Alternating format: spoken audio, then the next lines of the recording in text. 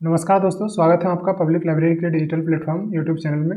आज हम लोग देखेंगे जीडीपी कैलकुलेशन मेथड या इनकम मेथड, मतलब आय विधि द्वारा जीडीपी को किस प्रकार से कैलकुलेट किया जाता है।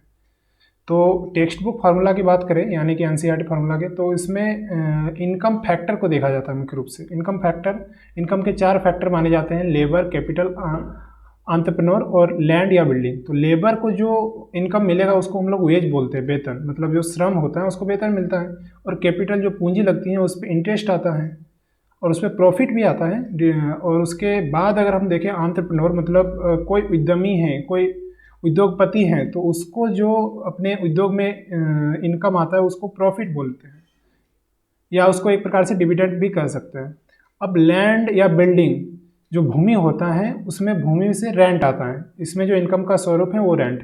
इन चारों को ऐड कर दिया जाए तो टोटल जितना भी समेशन होगा उसको बोलेंगे जीडीपी, और वो मेथड कहलाएगा इनकम मेथड। और अगर हम लोग इसमें देखें तो ये टेक्स्ट बुक फार्मूला है जो पूरी तरह अर्थव्यवस्था के चित्र को दर्शाता नहीं है, क्योंकि इसमें कई चीज़ जो है रियल लाइफ की चीज़ों को मतलब ऐड नहीं किया जाता है, जैसे mixed income, operating surplus, fixed asset during production. तो इसमें एनएसओ का जो फार्मूला है वो कुछ इस प्रकार है। ये तो थियोरेटिकल है कि वेज, इंटरेस्ट, प्रॉफिट, रेंट, इसको ऐड कर दीजिए, आपका टोटल सम जो आएगा वो जीडीपी हो गया। लेकिन एनएसओ जो नेशनल स्टैटिस्टिक्स ऑफिस जो है उसका रियल टाइम जो फार्मूला है, रियल फार्मूला इनकम बेसिस पे जीडीपी कैलकुलेट करने का, वो इस प्रकार है। टोटल कंपनसेशन कितना है, मतलब एम्प्लॉय जो है उसको कितना सैलरी देना पड़ा, वो गवर्नमेंट एम्प्लॉय हो या गवर्नमेंट कंपनी का एम्प्लॉय हो, एम्प्लॉय का कंट्रीब्यूशन कितना रहा सोशल सिक्योरिटी अकाउंट में, ईपीएफओ हो गया, ईएसआईसी हो गया, इन सारे को ऐड किया जाता है। सेकेंड चीज़, ये एक प्रकार से वेज और इंटरेस्ट के कैटेगरी में आ गया। एंड सेकेंड चीज़ जो ऑपरेटिंग सरप्लस और मिक्स्ड इनकम होता है उसको हम लोग कह सकते हैं प्रॉफिट के कैटेगरी में। जैसे कि अगर आप एक फैमिली को देखेंगे रूरल लेवल पे, जो कोई एक मान लीजिए खेती का बिजनेस कर रहा है या फिर पशुपालन कर रहा है या ऐसा ही कोई मतलब फार्मिंग इंडस्ट्री चला रहा है, तो वहाँ पर ये बहुत ही डिफिकल्ट हो जाता है कि उनके इनकम को और प्रॉफिट को आप सेपरेट कीजिए, क्योंकि कंपनी के बैलेंस शीट में जिस प्रकार से होता है वो ठीक है, लेकिन वहाँ पर उनका कोई बैलेंस शीट नहीं होता है, फॉर्मलाइजेशन नहीं होता है, जिसके कारण उनको सेपरेट करना दिक्कत हो जाता है।